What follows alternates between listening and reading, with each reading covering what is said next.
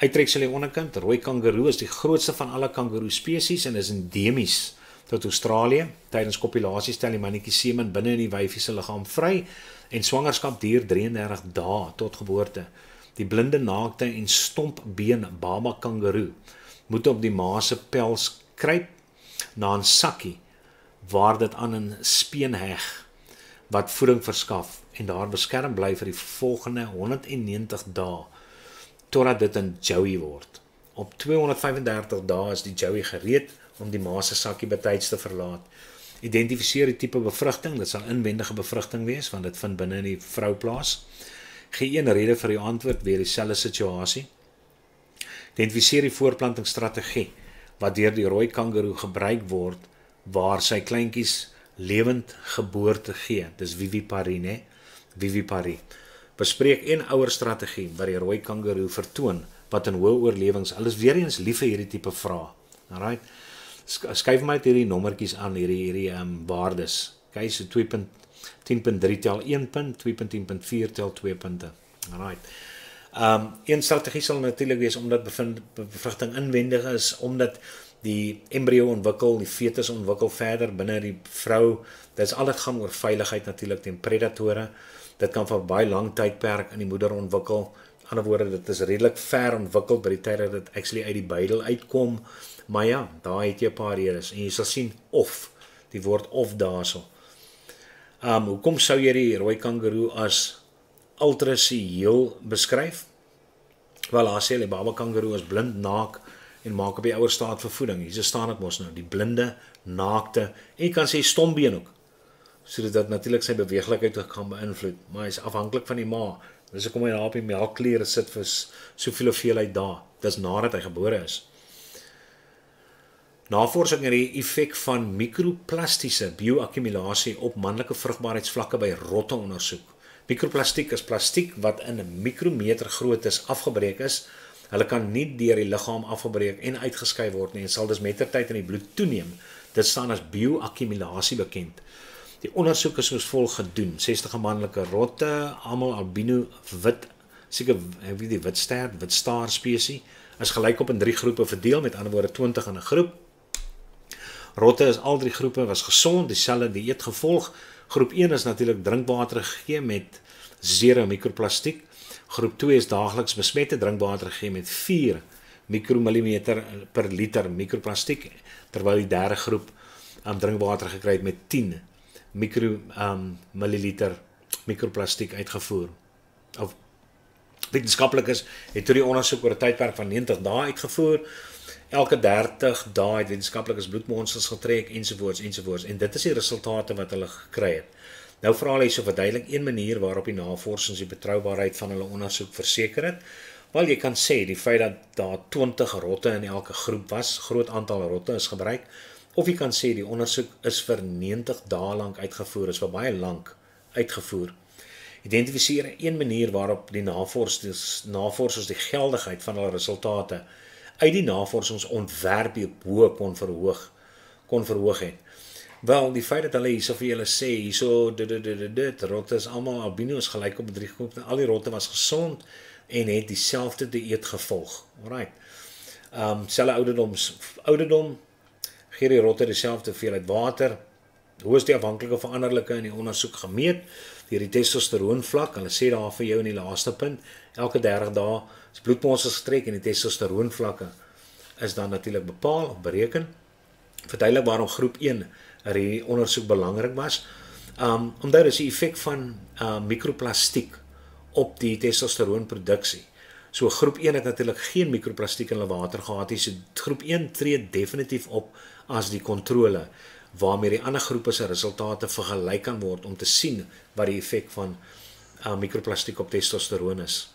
Meld die gevolgtrekking van die ondersoek, wel jy kan sien hierso, groep 1 waar daar geen mikroplastiek was, groep 2 het bietjie meer mikroplastiek gekry en dan groep 3 natuurlik het meer mikroplastiek wat in die water was, het gelei tot 'n afname in die testosteroonvlakke.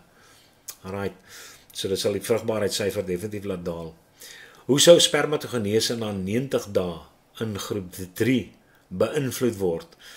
Wel, omdat testosteroon is mos nog verantwoordelik vir sperm puberteit waar tydens sperms geproduseer word, so gaan definitief 'n afname plaasvind van dit.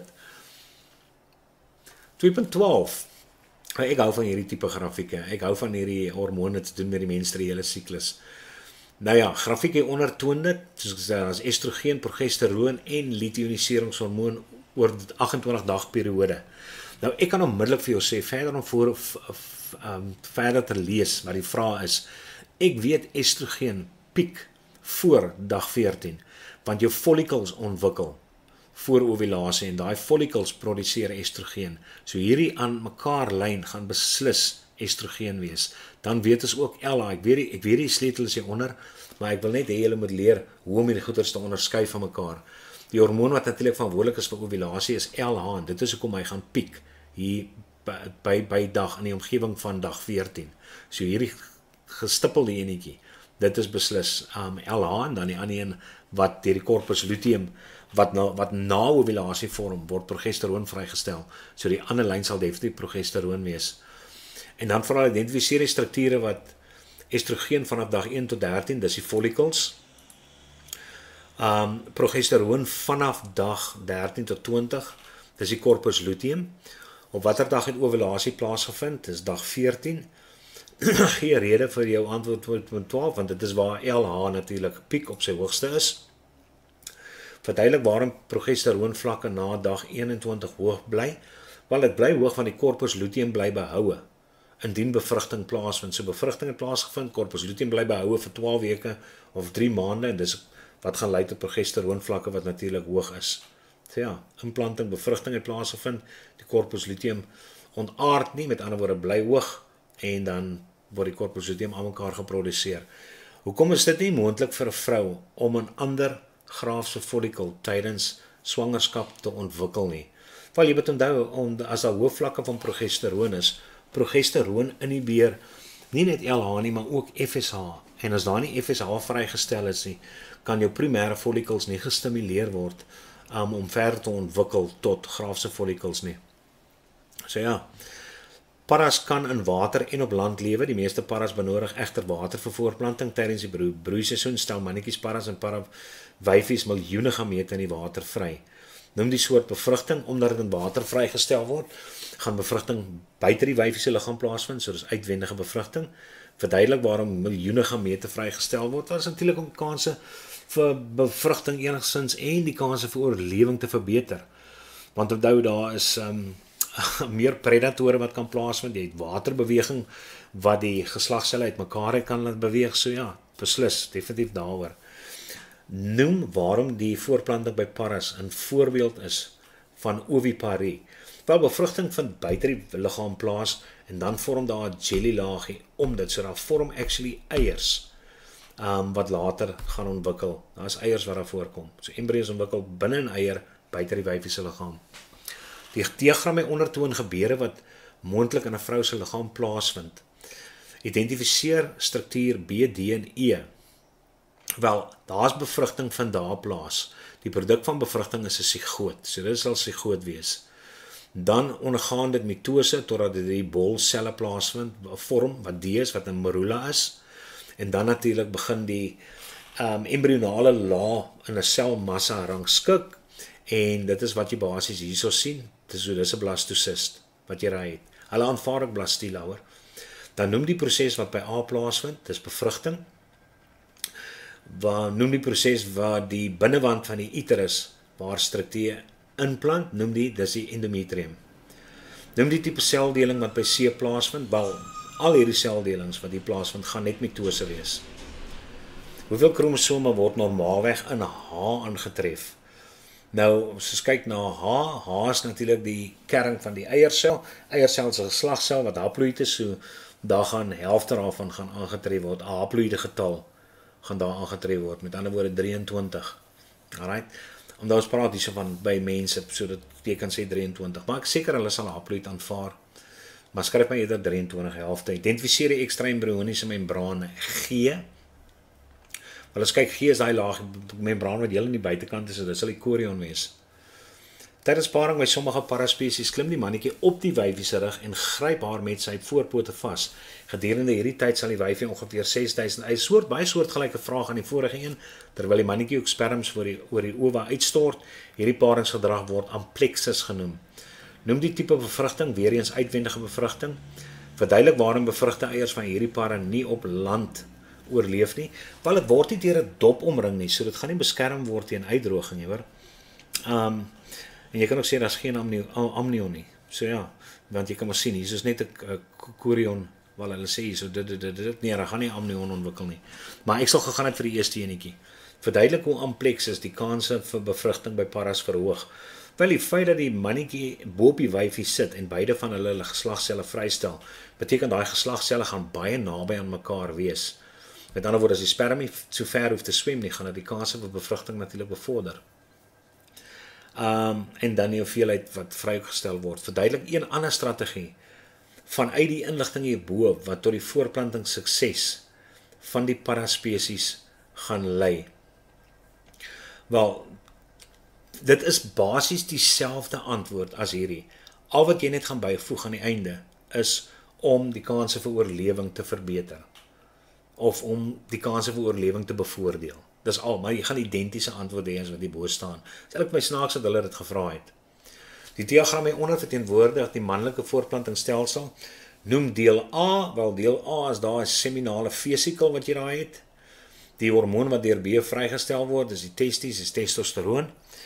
Verduidelik een funksie van die vloeistof wat tydens voortplanting deur die prostaatklier vrygestel word.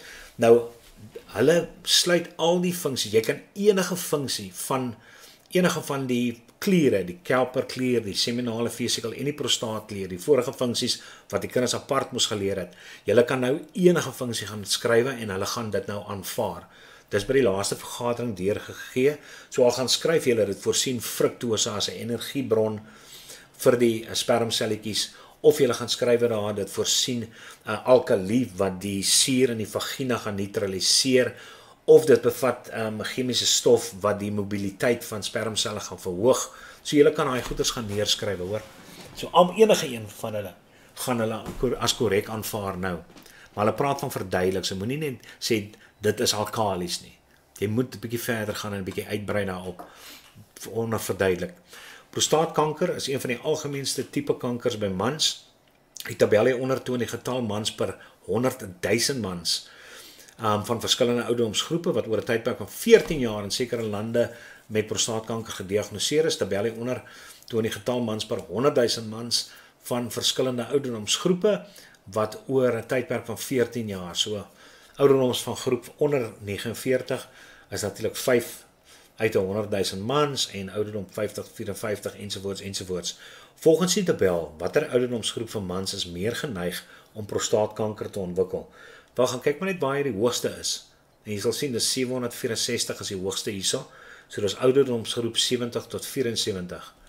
Dan teken net 'n histogram om die data van die ouderdomsgroepe 60 tot 64. Lees net julle vrae van 60 tot 64 tot die ouderdomsgroep 75 tot 79 te verteenwoordig.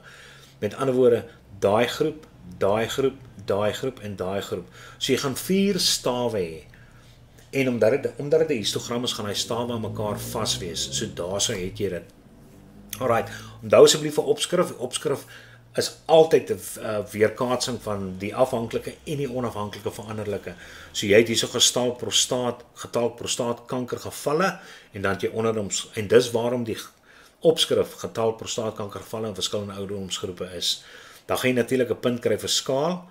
So maak net seker jou skaal is mooi netjies, dat die afstand tussen jou verskillende eenhede korrek is, dat jou kolomme aan mekaar vas is asseblief, dis 'n histogram. En ja, dis basies dit. Lees die uittreksel hieronder. Ovariale siste is vloeistofgevulde strukture, dis gewoonlik wat 'n sist is, wat in die ovariums van sommige vroue ontwikkel.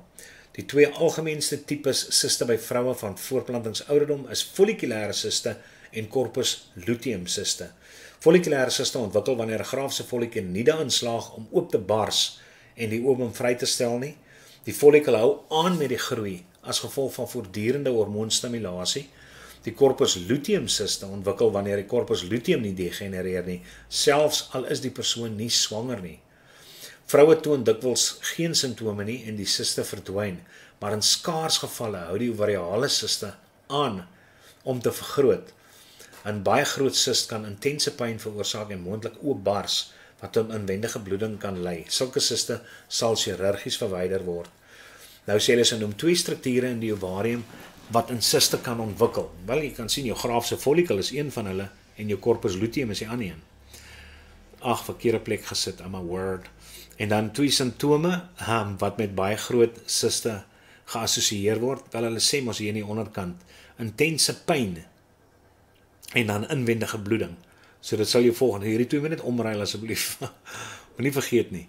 Noem die hormoon A wat verantwoordelik is vir die groei van die follikel onder normale toestand. Dis FSH, follikelstimulerende hormoon, wat in hoë konsentrasie sal hê in die bloed van vroue by wie follikulêre siste ontwikkel. Wel, dit sal estrogen of FSH of LH wees. Almal van hulle. Alright, so onthou net dit. Gee rede vir jou antwoord in 2.B, met ander woorde, daar sê hulle vir jou graafse follikel aan, omdat die graafse follikel nie bars nie, gaan dit almekaar estrogen vrystel, en dan die verhoogde afskeiding van estrogen stimuleer natuurlik die vrystelling van LH. Verduidelik waarom 'n vrou nie sal kan swanger raak indien sy 'n corpus luteum cyst het wat nie verdwyn nie. Onthou, corpus luteum skei mos progesteroon af, en progesteroon inhibeer FSH en LH. So as FSH nie afgeskei word, gaan daar nie 'n graafse follikel wees waarin 'n ovum ontwikkel nie, en dan sal ook die LH vrygestel kan wees wat dan ovulasie veroorsaak nie. So ja, daar sê hulle corpus luteum degenereer nie, hou aan om progesteroon af te skei, dat onderdruk die hypofise om FSH af te skei en geen follikel sal ontwikkel en geen ovulasie sal plaasvind nie.